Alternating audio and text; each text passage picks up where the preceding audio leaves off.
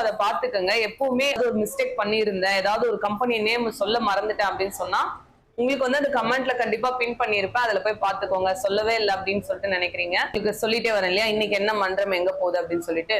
அதுல வந்து முடியாத சூழ்நிலையில நாடகம் நின்னு போறது ஒரு ஒரு நாளைக்கு கேட்டீங்கன்னா நடக்கிறது தான். அப்படி பாத்தீங்கன்னா, நேத்து நம்ம நாயுடுமங்கலம் பக்கத்துல கமலப்புத்தூர் அம்பேத்கர் நகர்ல நம்ம விக்னேஸ்வரா நாடக மன்றம் சொல்லியிருந்தேன். நாடக கலைஞர்களும் பக்கத்துல எங்கேயோ ஆடிட்டு காலையிலேயே கூட ஊருக்கு போயிட்டாங்க. ஒரு 4 நடிகர் போயிட்டு அங்கேயே தான் தூங்கி இருந்தாங்க. ஆனா ஊர்ல வந்துட்டு ஒரு தவிர்க்க முடியாத சூழ்நிலை நடந்ததுனால நாடகம் இல்லாம போச்சு.